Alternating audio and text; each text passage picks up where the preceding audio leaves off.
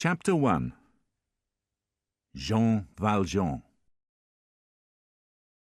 One evening in October 1815, an hour before sunset, a man with a long beard and dusty, torn clothes walked into the town of Digne.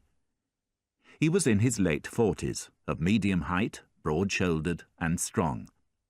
A leather cap half hid his face, which was sunburnt and shining with sweat. His rough yellow shirt was unbuttoned, revealing a hairy chest.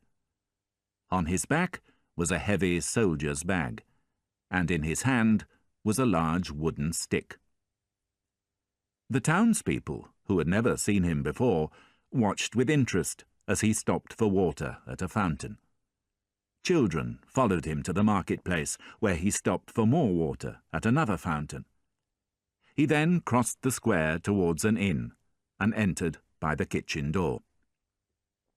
The innkeeper, who was also the cook, was busy with his pots and pans, preparing a meal for a group of travellers who were laughing and joking in the next room. "What can I do for you, monsieur?" he asked without looking up. "A meal and a bed," said the stranger. "Of course." The innkeeper turned to look at him. Then, seeing the visitor's rough appearance, he added, "If you can pay for it." "I have money." The stranger produced an old leather purse from his jacket. "Then you're welcome," the innkeeper said. The stranger smiled with relief and sat down by the fire. He did not see a young boy run out with a note that the innkeeper had quickly written. He did not see the boy return a short time later and whisper something to the innkeeper. "When will the meal be ready?" the stranger asked. "I'm sorry, monsieur," the innkeeper said. "You can't stay here. I've got no free rooms." "Then put me in a stable. All I need is a quiet corner somewhere. After dinner—" "You can't eat here either," the innkeeper interrupted. "I haven't enough food." "What about all that food in the pots?" The innkeeper approached, and bending towards the man said in a fierce whisper, "Get out. I know who you are. Your name is Jean Valjean. You've just been released from prison. I can't serve people like you here." The man rose without another word, picked up his bag and stick, and left. Outside it was growing dark, and a cold wind was blowing from the mountains in the east. The man looked around, desperate for somewhere to spend the night. He tried another inn, but the same thing happened. He knocked on the doors of people's houses, but news of his arrival had quickly spread, and nobody would offer him shelter from the cold. He even tried sleeping in a garden, but was chased away by a dog. Finally, he found himself in the cathedral square. He shook his fist at the church, and then, cold and hungry, he lay down on a stone bench by the doorway. A few minutes later, an old woman came out of the cathedral and saw him lying there. "What are you doing?" she asked. He answered angrily, "Can't you see? I'm trying to sleep." "On this bench? In this cold wind?" "I've slept for 19 years on a piece of wood. Now it's stone. What's the difference?" "Why don't you go to an inn?" "Because I haven't any money," he lied. The old woman opened her purse and gave him a few coins. Then she said, "Have you tried everywhere?" "I've knocked at every door." "What about that one, over there?" she said, pointing across the square to a small house beside the bishop's palace. The Bishop of Digne was a kind old man who, many years earlier, had given his palace to the town hospital. He lived a simple life, with his sister, Mademoiselle Baptistine, and his old servant, Madame Magloire, and he was much loved by the people in the town. He trusted everyone. His doors were never locked, so that anybody who needed his help could find him easily. That evening, Madame Magloire was chatting with Mademoiselle Baptistine before serving the meal. "People say there's a stranger in town," she said. "The police say that he looks dangerous, and it would be better for everyone to lock their windows and doors." "Brother," Mademoiselle Baptistine turned to the bishop who was sitting by the fire, "did you hear what Madame Magloire was saying?" "Something about a dangerous stranger walking the streets?" he asked with an amused smile. "This is no joke," Madame Magloire said. "The man is in rags, and has an evil look on his face. Everybody in the town agrees that something terrible will happen tonight. And your sister agrees with me that this house isn't safe. If you like, I can make arrangements now to get a lock put on the door." Before the bishop could reply, there was a heavy knock on the door. "Come in," said the bishop. The door opened, and Jean Valjean, the stranger, walked in. Madame Magloire trembled open-mouthed with fear, while Mademoiselle Baptistine rose from her seat with alarm. The bishop, however, looked calmly at his unexpected visitor. "My name is Jean Valjean," the stranger said before anybody could speak. "I've been in prison for 19 years. They let me out 4 days ago. I've been walking all day, and nobody in this town will give me food or a bed for the night. A woman saw me lying on a stone bench across the square and suggested that I come here. So, here I am. What is this place? Is it an inn? I've got money. Will you let me stay?" "Madame Magloire," said the bishop, "will you please prepare another place at the table for this gentleman?" Valjean took a step forward. "No, you don't understand," he said.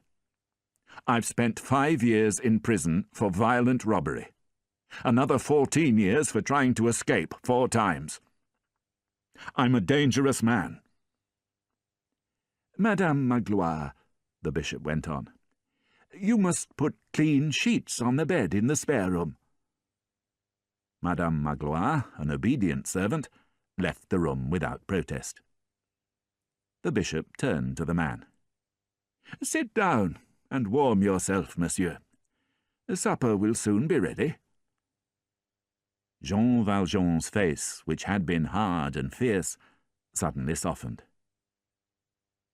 "You really mean it?" he asked, his voice trembling with childish excitement. "You'll let me stay? I'm a dangerous criminal, but you called me monsieur. I don't believe it. May I ask your name, sir? Are you an innkeeper?" "I'm a priest," said the bishop, "and this is where I live." "A priest?" Valjean said, sitting by the fire. "So I don't have to pay?" "You can keep your money," the bishop replied. During dinner, Mademoiselle Baptistine looked at Valjean kindly while the bishop talked about the local cheese-making industry. Valjean was so hungry that at first he paid no attention to anyone. Soon, however, he began to relax and looked around the room. "This is not the house of a rich man," he thought, "and the travellers in the inn eat better than this." But then he looked at the table and saw the beautiful silver candlesticks, knives and forks. After dinner, the bishop said good night to his sister, picked up one of the 2 candlesticks, and handing the other to his guest, said, "I'll show you to your room, monsieur." Valjean followed the bishop upstairs into a bedroom. This was the bishop's bedroom. As he was following the bishop across the room, however, he noticed Madame Magloire putting the silver knives and forks in a cupboard by the bed.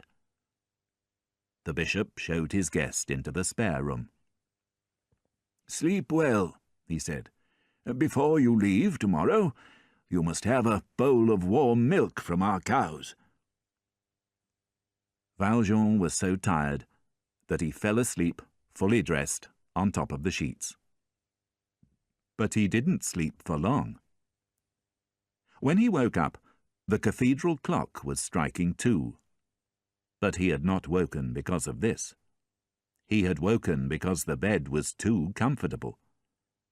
He had not slept in a proper bed for 20 years. Unable to return to sleep, he gazed into the darkness, thinking about the past 20 years. Life had been unjust to him, and he was angry. In 1795, he had lost his job as a tree cutter. At that time, he was looking after his sister, whose husband had died, and her 7 children. Out of work, and with no food in the house, he had been arrested for trying to steal a loaf of bread. Now, at last, he was free. But he felt bitter and angry about his lost years. The world had been unfair to him, and he wanted revenge. Then, remembering the silver on the bishop's table, he had an idea. He sat up, swung his feet to the floor, and slowly stood up.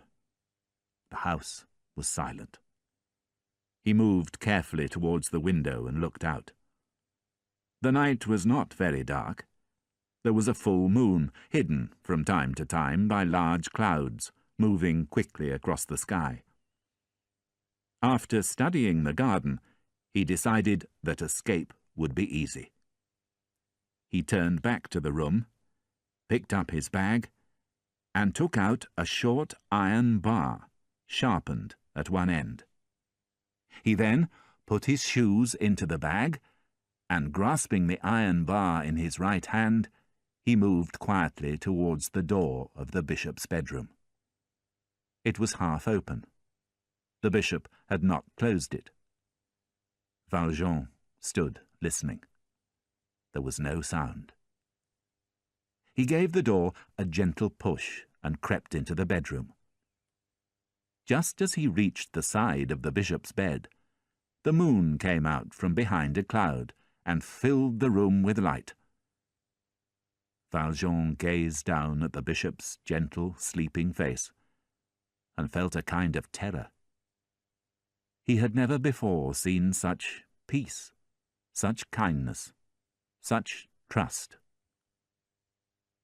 He suddenly turned away and moved quickly to the cupboard. The first thing he saw when he opened the door was the basket of silver. He grabbed it, hurried back to the spare bedroom, picked up his stick and bag, climbed out of the window, emptied the silver into his bag, and threw the basket into the garden. A minute later, he climbed the garden wall and disappeared into the trees. Early the next morning, while the bishop was studying the flowers in his garden, Madame Magloire ran out of the house with a look of alarm on her face.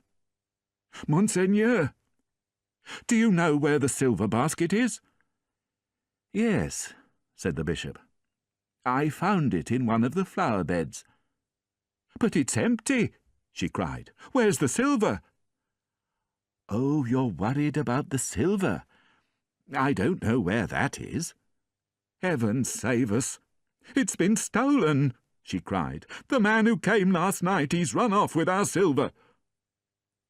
The bishop, who had been bending sadly over a plant damaged by the basket, looked up and said gently, "I think I was wrong to keep the silver for so long. It really belongs to the poor. I should have given it away a long time ago."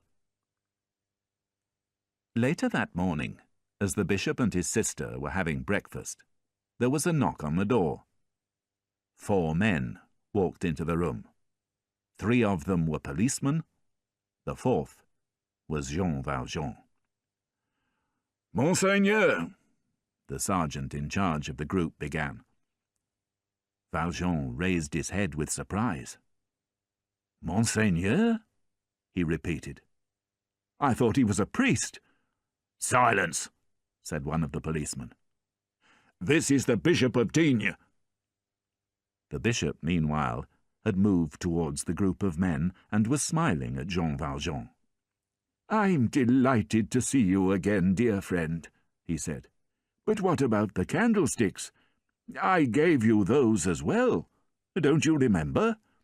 They're silver like the rest, and worth at least 200 francs. Did you forget to take them?" Jean Valjean's eyes widened with disbelief. "Monseigneur," said the sergeant, "do I understand that this man was telling the truth? We found this silver in his bag, and he told you—" The bishop finished the sentence for him, "that an old priest had given it to him. Yes, he was telling the truth." "So this man isn't a thief?" The sergeant looked as surprised as Valjean. "Not at all. So you can let him go at once." The policeman let go of Valjean's arms. He moved his feet nervously, uncertain of what to say at first. Then he murmured, "Am I really free to go?" "Of course," said the bishop. "But this time you mustn't forget your candlesticks." He fetched them from a shelf and gave them to Valjean. "Now go in peace," he said softly. The policeman left, but Valjean did not move. He did not know what to think. The bishop walked up to him and said in a low voice, "Don't forget that you've promised to use the money to make yourself an honest man." Valjean, who did not remember having made such a promise, was silent. "Jean Valjean," the bishop continued, "I've bought your soul from the devil and have given it to God." Jean Valjean left the town and ran into the countryside, blindly following lanes and paths, not realizing that he was running in circles. He was filled with a strange kind of anger, but he did not know why. Finally, as evening fell, he sat on the ground, exhausted, and gazed across the fields at the distant mountains, wishing that he was back in prison. When he had been angry at the world, he had felt calm and sure of himself. But now, for the first time in 20 years, a man had shown him great kindness, and he did not know what to feel. Suddenly he heard the sound of singing. A boy of about 10 years old was coming along a footpath with a small box on his back and dirty knees showing through holes in his trousers. As he sang, he threw a coin into the air and caught it before it fell. Not noticing Jean Valjean sitting by the side of the path, he threw the coin higher into the air. This time, however, he did not catch it, and it rolled along the ground towards Valjean, who immediately put his foot on it. The boy, unafraid, walked up to Valjean. "Please, monsieur, may I have my coin?" "What's your name?" asked Valjean. "Petit Gervais," said the boy, smiling trustfully. "I'm a chimney sweep, and that money's all I have." "Go away," said Valjean. "Please, monsieur, that's my money." Valjean lowered his head and did not reply. "My money!" the boy cried. "My piece of silver, my coin!" Valjean seemed not to hear him. The boy seized his collar and shook him. "I want my money!" he cried. Valjean slowly raised his head and stared with a sort of amazement at the child. Then, reaching for his stick, he said, "Go to hell!"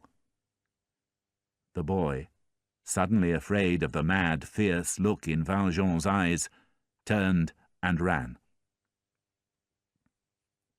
Valjean stood for some time gazing emptily around him at the sunset and the shadows moving in on him.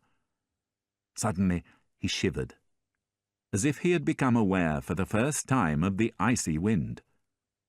He bent down to pick up his bag, but, as he did so, he caught sight of the silver coin, half buried by his foot in the earth. It affected him like an electric shock. "What's that?" he murmured. He stared at the coin with a look of puzzlement, as if he were trying to remember something. Then, with a sudden movement, he bent down and picked it up. He looked around, but could see nothing in the darkness, just a purple mist rising slowly from the fields. He called the boy's name, but there was no reply. Within minutes he was running along the path, shouting, "Petit Gervais! Petit Gervais!" There was still no reply. A short time later he met a priest on horseback. "Have you seen a boy go by?" he asked. The priest shook his head. "No. Why do you ask?"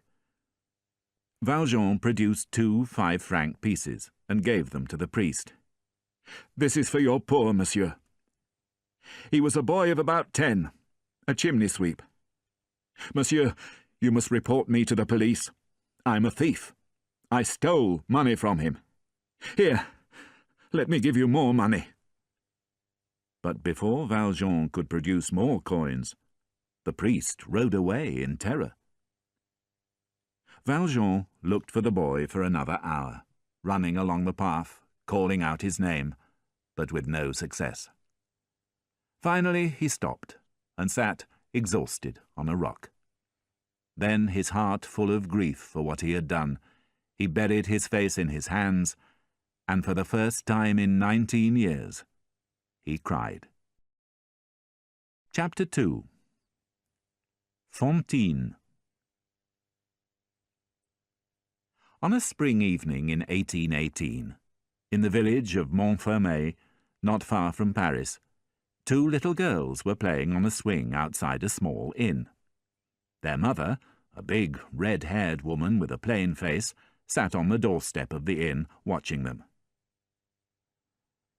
"You have 2 very pretty children, madame," a voice said from close beside her. The woman looked round and saw a young woman with a child sleeping peacefully in her arms.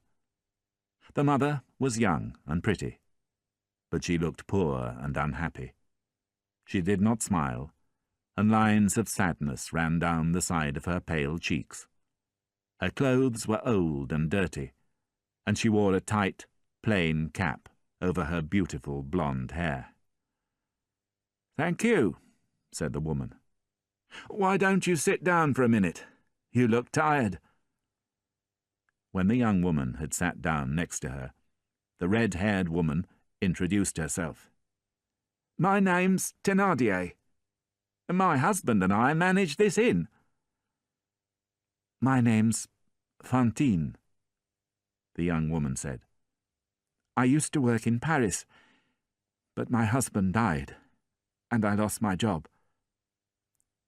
She could not tell Madame Thénardier the truth, which was that she had been made pregnant by a young man who had then abandoned her. "I left Paris this morning to look for work in Montreuil," she continued.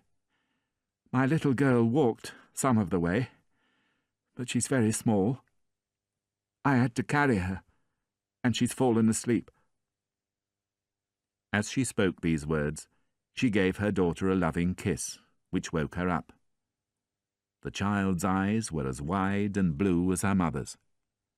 With a little laugh, she jumped off her mother's lap and ran to play with the 2 girls on the swing. "What's your little girl's name?" Madame Thénardier asked. "Euphrasie. But I call her Cosette," She's nearly 3.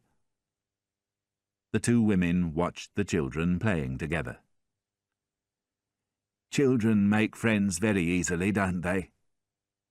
Madame Thénardier smiled. Look at them. They could easily be sisters. At these words, Fantine did a very strange thing.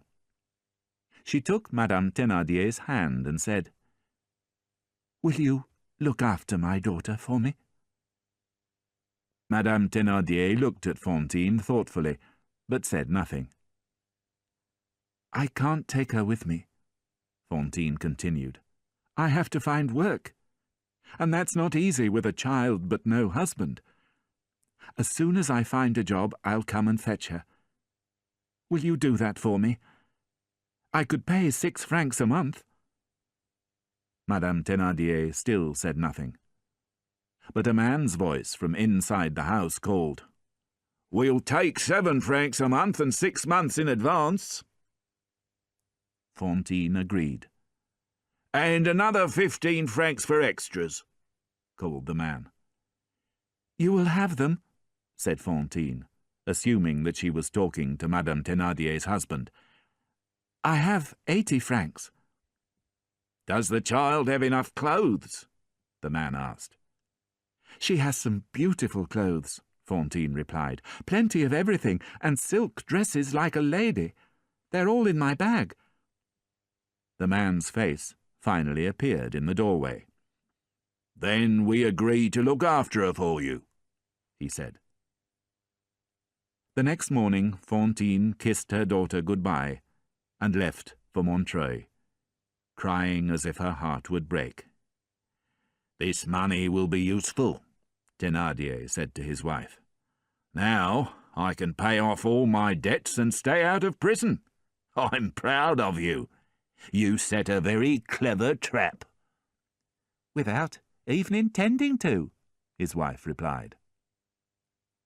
1 month later, Thénardier was short of money again, so he took Cosette's beautiful silk clothes to Paris and sold them for 60 francs. The couple dressed Cosette in rags and gave her very little food, which they made her eat from a wooden bowl under the table. The dog and the cat, who ate with her, were her only companions. Fantine, meanwhile, found work in Montreuil and asked for news of her daughter every month. The Thénardiers always replied that she was in good health and very happy. At the end of the year, however, Thénardier was not happy with just 7 francs a month. He demanded 12, and Fantine paid without protest, happy that her daughter was being well cared for. The Thénardiers, who were loving and gentle to their own daughters, Éponine and Azelma, treated Cosette like a slave. They made her get up before dawn every day and do all the dirty jobs around the house, while Éponine and Azelma wore pretty clothes and played with dolls. By the age of 5, Cosette had become a thin, pale-faced, silent child. Misery had made her ugly, and only her beautiful blue eyes remained. The Thénardiers did not feel guilty about treating Cosette badly, because Fantine had stopped sending them regular payments. "The child is lucky to have a home at all," they told everybody.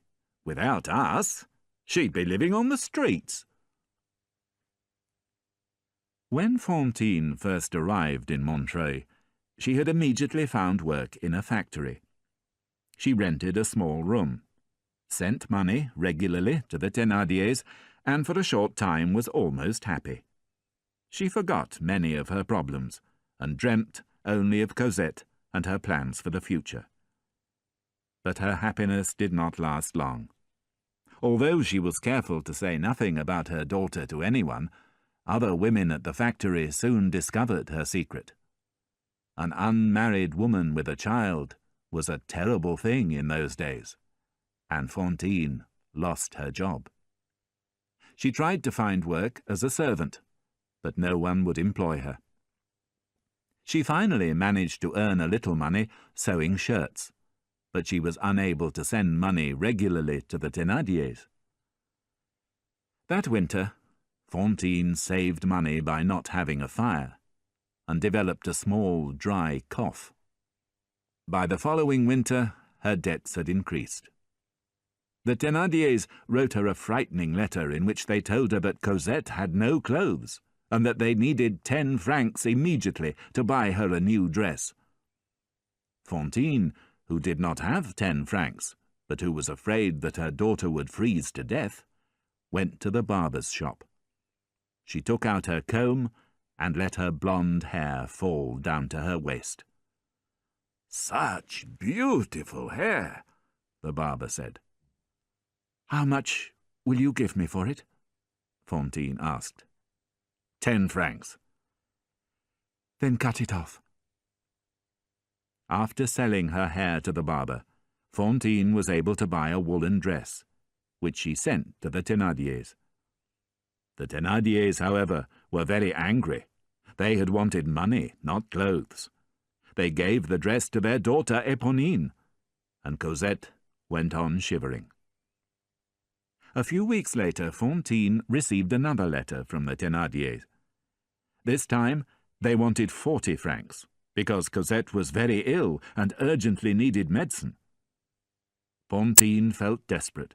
She did not know how to obtain such a large sum of money. As she was wandering around the town, desperately trying to decide what to do, she noticed a crowd of people in the market square. She approached them without thinking, and discovered that they had gathered around a travelling dentist. Forgetting her troubles for a moment, she smiled at the dentist's humorous efforts to sell the people of Montreuil false teeth. Suddenly, the dentist saw her. "You've got lovely teeth," he said. "If you sold me your 2 front teeth, I'd pay you 40 francs. Fantine ran home, upset and disgusted. "My hair will grow again," she thought, "but teeth would be gone forever." But then she thought about her daughter, and her own appearance suddenly seemed unimportant. That evening she visited the dentist at the inn where he was staying, and allowed him to remove her teeth. Fantine could not sleep that night. She sat on her bed, cold and shivering, and looked at the 2 coins shining on the table. Then she gave a blood-stained smile. "I'm happy," she told herself. "My baby isn't going to die." Fantine earned less and less money from her sewing, and the Thénardiers demanded more and more money to look after Cosette. Fantine spent whole nights crying. What could she do? She had sold her hair and her teeth. What else could she sell? And then she decided that she had no other choice. She would have to sell herself. She became a prostitute. Chapter 3. Monsieur Madeleine. One winter's evening, a toothless woman with a grey face and flowers in her hair was arrested for attacking a man in the street. She was taken to the police station, where Inspector Javert, the chief of police, sent her to prison for 6 months. "Please, Monsieur Javert." The woman fell to her knees. "I owe 100 francs. If I don't pay, my little girl will lose her home and be thrown out onto the streets. Please don't send me to prison." Javert listened to her coldly, then ordered a policeman to take her away. While the policeman was trying to drag her to her feet, however, a voice from the shadows said, "One moment, please." Javert looked up and saw Monsieur Madeleine, one of the most important people in the town. Monsieur Madeleine had arrived mysteriously in Montreuil one December evening in 1815. He had no money, but he had a revolutionary idea. He knew a cheap and efficient method of manufacturing glass. Within a few months of his arrival, thanks to his new idea, the glass-making factory in Montreuil was making enormous profits. With the money he made, Monsieur Madeleine built 2 new factories, which provided the town with hundreds of new jobs. He became a very wealthy man, but lived a simple life, using most of his money to build new hospitals and schools. He was so popular that in 1820 the townspeople elected him mayor of Montreuil. There was one man, however, who did not like Monsieur Madeleine. This was the chief of police, Inspector Javert. He had always been suspicious of Monsieur Madeleine, and was sure that he had seen him somewhere before, many years earlier. But he kept his suspicions to himself, not daring to say what he really believed, that Monsieur Madeleine was, in fact, a dangerous criminal with a terrible past. Now, years later, Monsieur Madeleine was in the police station, trying to save Fantine from prison. Fantine, however, was not grateful. In fact, when she saw who it was, she spat at him. "You own the factory where I used to work," she shouted at him. "I lost my job because of you. Now, I've become a bad woman. But what choice did I have? I'll never get my daughter back if I don't make money." The mayor turned to Inspector Javert and said in a soft, firm voice, "This woman must be released." "That's impossible," Javert replied. "She attacked a man in the street, a respectable citizen. And now I've just seen her spit at you, the mayor of our town. A woman like this deserves to be punished." "But I saw what happened in the street just now," Monsieur Madeleine said. "It was the man's fault, not this woman's. You should arrest him, not her." Javert argued with Monsieur Madeleine for some time, but finally gave in. He walked angrily out of the room, leaving the mayor and the prostitute alone together. Fantine trembled, as confused as Javert had been. The man who had just saved her from prison was also the man who had caused all her troubles. The devil had suddenly decided to be kind, and she did not know what to think. "I heard what you said," Monsieur Madeleine said to her. "I honestly didn't know that you had lost your job. But I'll try to help you now. I'll pay your debts and arrange for your child to return to you. I'll give you all the money you need. I'll make you happy again. And I promise that in the eyes of God, you have never been a bad woman." Fantine gazed at Monsieur Madeleine with tears in her eyes. After all her pain and suffering, she had, for the first time in her life, found kindness in another human being. At last she would be cared for, and she could look forward to a life of happiness with Cosette. Without a word, she fell to her knees and kissed the back of Monsieur Madeleine's hand. Monsieur Madeleine sent the Thénardiers 300 francs and told them to send Cosette to Montreuil immediately. Thénardier, thinking that Fantine had suddenly become rich, wrote back and demanded 500 francs. Monsieur Madeleine sent the money, but the Thénardiers found even more dishonest excuses for not sending Cosette back. The weeks passed, and although she was happier than she had been for a long time, Fantine caught a fever.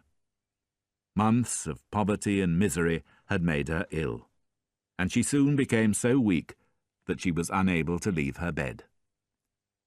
"When shall I see Cosette?" she kept asking Monsieur Madeleine when he visited her. "Very soon," he would reply, and her pale face would light up with joy. One morning, as Monsieur Madeleine was making preparations to leave for Montfermeil and to fetch Cosette himself, he had a visitor. Inspector Javert walked into his office. and stood in silence, waiting for him to look up from his work. "Well, Javert, what is it?" Monsieur Madeleine finally said. "I've come to apologize, Monsieur Madeleine," the inspector replied. "What are you talking about?" "I've treated you unjustly. I was angry with you 6 weeks ago when you told me to release that woman. I wrote to the police headquarters in Paris and told them about you." "Told them what about me?" "Forgive me, Monsieur Madeleine, but I believed you were a man called Jean Valjean. He was a prisoner I saw 20 years ago when I worked at a prison in Toulon. After being released from prison, this Valjean stole some silver from the Bishop of Digne and robbed a small boy on a public footpath. We tried to catch him, but he disappeared. When you arrived in Montreuil, I felt sure that you were this man. But now I know I was wrong, and I'm sorry. You will, of course, dismiss me from my job, as I've shown that I don't deserve your trust." Monsieur Madeleine, looking hard at Javert without expression, said quietly, "I'm afraid I don't understand." "The police headquarters in Paris told me that Jean Valjean was arrested last autumn for stealing apples," Javert explained. "He'd changed his name to Champmathieu, and had lived for several years in the village of Ailly-aux-Cloches. 2 ex-prisoners from Toulon recognized him as Jean Valjean. I visited the man in Arras prison, and I saw for myself that he is indeed Jean Valjean. Of course, he denies everything, but that's not surprising. If he's found guilty of stealing from the bishop, who, as you know, died a couple of years ago, and of robbing the small boy, he'll spend the rest of his life in prison." Monsieur Madeleine looked down at his papers. "This matter is of no interest to me, Javert," he said casually. "I'm sure you have other work to do." "I was going to the man's trial in Arras tomorrow," Javert said. "But after this conversation you must dismiss me." Monsieur Madeleine rose to his feet. "Javert," he said, "you're an honourable man. You made one small mistake, that's all. I want you to continue your excellent work as Inspector of Police." He offered Javert his hand, but the inspector refused to take it. Instead, he said, "I've behaved unjustly towards an innocent man. I cannot shake his hand." With those words, he bowed and left the office, leaving Monsieur Madeleine to stare at the papers on his desk with an empty, puzzled look in his eyes. That afternoon, Monsieur Madeleine visited Fantine. She had a high fever and was coughing badly, but she still had only one thing on her mind.